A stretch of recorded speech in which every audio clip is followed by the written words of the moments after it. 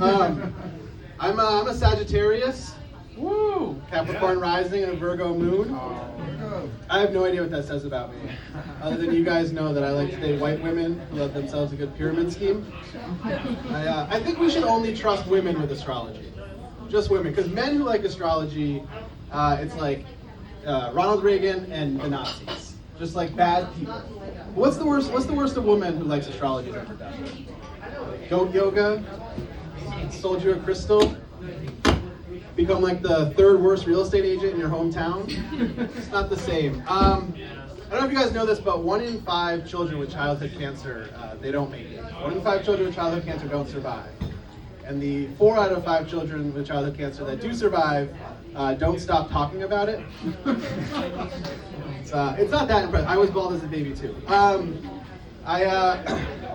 The summer I turned pretty was 2001.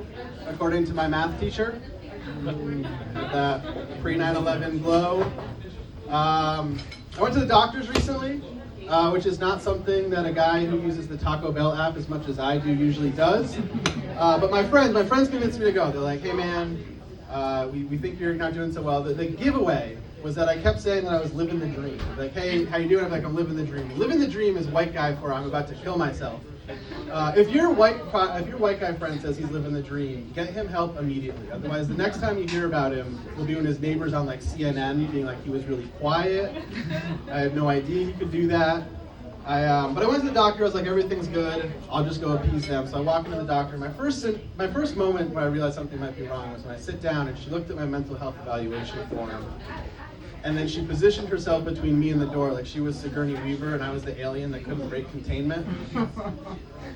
She's like, all right, we'll get to that. So we go through the normal screening process, you know, height, weight, what you do, athletic, stuff like that. And then she gets to the question that we're all friends here, right? The question we all lie to our doctor about, you know, do you smoke? Doctors like, do you smoke? We all become like OJ's lawyers. Like, surely that can only refer to acoustic, right? Like, digital cigarettes don't count. Like, if the end is not lit, you must have quit. But I realized, like, all right, I'm 30 years old. I should probably be an adult about this. So I was like, look, sometimes when I'm feeling a little bit stressed, I go outside, I have a cigarette, it calms me down. And this is when I realized that things were bad.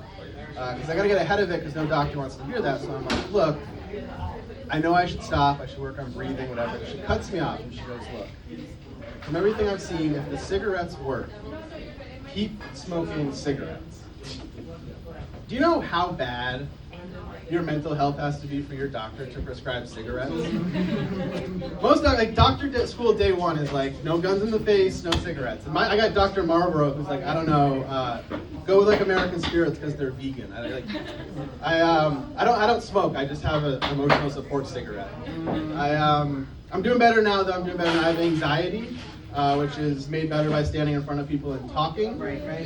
It's also hard to be a lawyer and have anxiety because my therapist is like, look, when you leave the room, people aren't talking about you. But there is literally a guy whose name is the judge, and he is writing down everything you said. And then if you screw it up, they'll just appeal it so someone else will have to hear what you said. I don't know if I believe my therapist though, because he says anxiety is just your brain trying to protect your inner child from something that it was afraid would hurt it when you were younger. But I don't remember being this afraid of finding this much fentanyl in my cocaine when I was a kid. I had good cocaine as a kid. I don't know, I think a lot of my issues come from some self-esteem stuff because I was cheated on. It wasn't that I was cheated on, it was how I was cheated on, right? She cheated on me with an amateur wrestler.